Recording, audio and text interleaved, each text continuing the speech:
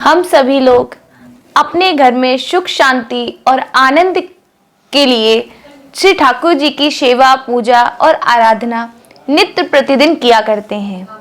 जो शास्त्र मत और संतों की जो वाणी हम लोग सुन के जो भगवान के पूजन में जो नियम और जो संयम जो हम मानते हैं, क्या आप लोग जानते हैं कि शास्त्रों में पूजा का क्या विधान बताया गया है? क्योंकि देखिए, आज के समय में कर तो हम सब रहे हैं, लेकिन हम कर क्या रहे हैं और हमें करना क्या चाहिए, बस ये दो बातें हैं कि जो हम कर रहे हैं क्या वह सही है, और अगर वह सही नहीं तो हमें करना क्या चाहिए। हमारी मति में भेद यहाँ है। तो अब बात आती है कि हम जब अपने घर में ठाकुर जी के मंदिर में भगवान की जब पूजा करते हैं, आराधना करते हैं, तो भगवान की पूजा के क्या नियम हैं? क्योंकि करते तो हम सब हैं, लेकिन पूजा करने में जिन जिन सामग्री की, जिन जिन बातों का हमें ध्यान रखना चाहिए, क्या हम उन बातों को जानते हैं? क्योंकि देखिए, मन के भाव तो हम सबके एक जैसे हैं। हम सब भगवान से पूजा करके उनसे यही कहते हैं कि हे प्रभु, हमारे घर में सुख शांति रहे, आनंद रहे, सभी लोगों का जीवन मंगलमय और आनंदमय व्यतीत हो। लेकिन हमसे जो अज्ञानतावश, जिनका हमें बोध नहीं है, जिन बातों को हम नहीं जानते हैं किसी भी कारण से, या हमने वह पढ़ा नहीं, या किसी ने हमें कभी वह चीज बताई नहीं, इसलिए उन बातों का हमें ज्ञान नहीं, जो हम गलती कर जाते हैं तो उसको कैसे सुधारा जाए। तो देखिए, सबसे बड़ी बात कि पूजाएं तो घरों में माताएं, बहनें, भाई लोग भी सभी लोग करते हैं, लेकिन विशेषकर बात है महिलाओं के लिए। मेरी माताएं और बहनें जो पूजा करती हैं, क्या आप जानते हैं कि हमें कौन से वह ठाकुर जी हैं, कौन से भगवान हैं जिनका स्पर्श महिलाओं को नहीं करना चाहिए? शालिग्राम शिला का हम सभी लोग दर्शन करते हैं। सभी गृहस्थ परिवार अपने घर में शालिग्राम शिला को विराजमान करते हैं और उनका पूजन नित्य प्रति करते हैं।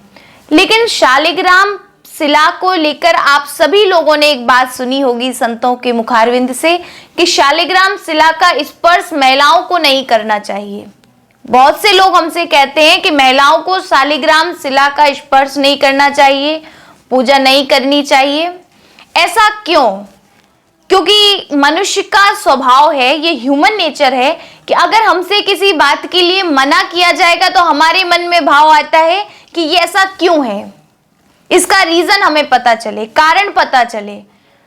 तो इसी कारण को मैं आप लोगों को बताना चाहती हूं कि शालिग्राम शिला का स्पर्श उन व्यक्तियों के लिए निषेध है जिनका यज्ञोपवीत नहीं हुआ है, जो उपनीत संस्कार में विहित नहीं है।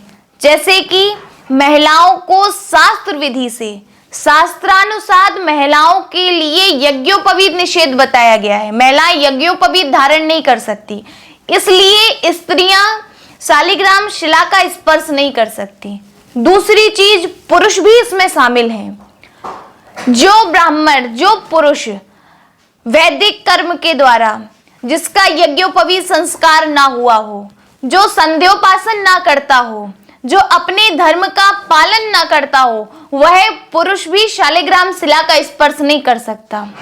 शालिग्राम शिला की पूजा करने के लिए, साधना आराधना करने के लिए, उनको स्पर्श करने के लिए आपको बहुत जरूरी है कि अगर आप पुरुष हैं, जो भाई लोग इस बात को सुन पा रहे हैं, तो आपके लिए बहुत जरूरी है कि आपका यज्ञोपवीत संस्कार हुआ हो, आपके अंदर, आपकी मति में कोई विकार ना हो, बहुत शुद्ध सात्विक भोजन हो, शुद्ध सात्विक हमारे विचार हो, धर्म शास्त्रों को मानते हो, और संध्योपासन जो लोग करते हैं वह शालिग्राम शिला का स्पर्श निर्विघ्न रूप से कर सकते हैं। लेकिन इसमें जो महिलाओं का नाम है कि हम महिलाओं को नहीं, तो महिलाओं की जगह हमारे शास्त्रों में बताया गया कि जिनका यज्ञोपवीत संस्कार नहीं हुआ, इसलिए हम शालिग्राम शिला का स्पर्श नहीं कर सकती हैं। लेकिन उसमें यह है कि आप शालिग्राम जी की पूजा ध्यान कर सकते हैं, मन से दूर से दर्शन करके भगवान को भोग लगा सकते हैं, भगवान का दर्शन करके अपने मन को आनंदित कर सकते हैं। राधे राधे।